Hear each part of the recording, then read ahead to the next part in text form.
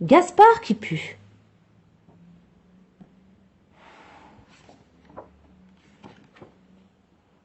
Tout le monde a des petits problèmes, mais Gaspard le petit bouc, lui, en a un gros. À la ferme, tous ses camarades lui répètent sans cesse « Tu sens mauvais !» Alors, par un matin gris, Gaspard s'en va. Il a envie de trouver quelqu'un qui ne lui fera pas de reproches. Il rencontre un sanglier qui barbote dans la boue. Bien élevé, Gaspard lance « Bonjour monsieur !» Mal élevé, le sanglier grogne. « Mais qui me dérange pendant ma toilette ?»« Ah, c'est toi, sale bouc !»« Bah, quelle odeur !» Triste, Gaspard continue sa route. Dans une clairière, une bande d'écureuils joue à « Loup, y es-tu » dans les feuillages. Attendri, le petit bouc les regarde. Il demande « Je peux jouer avec vous ?» Chef écureuil est outré. Sa voix grimpe dans les aigus. « Tu t'es regardé, lourdeau à cornes ? En plus, tu sens mauvais. Va te laver et laisse tout tranquille. » Hi hi hi.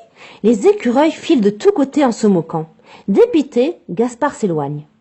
Il arrive à un étang. Il met un pied dans l'eau. Oula, qu'elle est froide!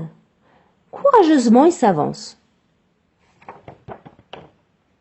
Un gros crapaud surgit et coise d'un air mauvais. « Mais tu es fou, tu pollues mon étang !»« Excusez-moi, monsieur, dit Gaspard, je ne voulais pas vous déranger. »« Burk, sors d'ici, monstre cornu !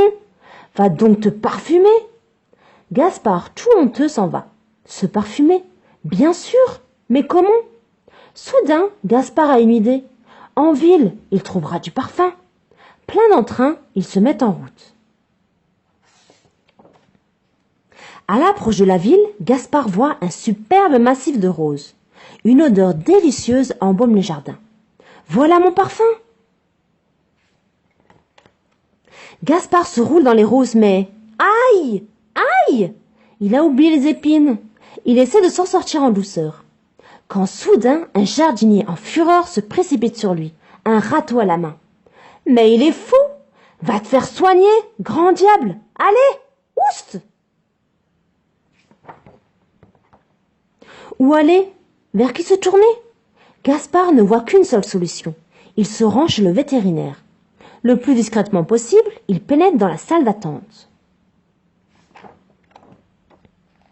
Mais à peine installé, il entend des reniflements et des raclements de gorge. Et puis soudain, la grosse voix de Loi. « Oh là là, ça en peste ici !» Cette fois, Gaspard ne sait vraiment plus quoi faire. Une seule chose semble sûre. Moins il rencontrera de gens, moins il souffrira. C'est ainsi qu'il se dirige vers les montagnes. Là, il sera tranquille. Ouh, ouh, ouh. Un terrible hurlement se fait entendre. Juste derrière le rocher. Effrayé, Gaspard s'arrête. Il voit un loup énorme. « Bonjour les biquettes. Comme vous avez l'air appétissante !» Le loup fait grincer ses énormes crocs et de sa plus vilaine voix pousse un « Ouh, ouh, ouh, là que j'ai faim !» 5 chèvres se serrent tremblantes contre la roche. « Pourquoi nous ?» Mais le loup n'a pas envie de discuter. Il prend son élan.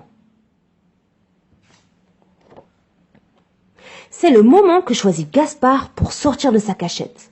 Il se jette de toutes ses cornes sur le loup. Et c'est la bagarre. Une bagarre épouvantable.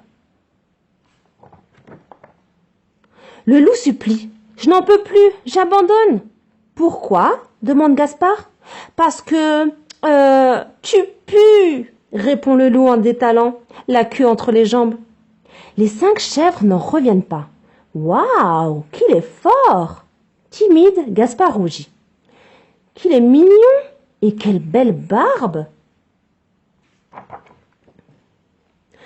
Une grande chèvre aux yeux verts s'approche. « Et surtout quoi ?» demande, curieuse, les biquettes. « Et surtout, il sent bon, si bon !» Il fait nuit maintenant et tout le monde a toujours des petits et même des gros problèmes. Tout le monde, sauf un petit bouc de rien du tout qui s'appelle Gaspard.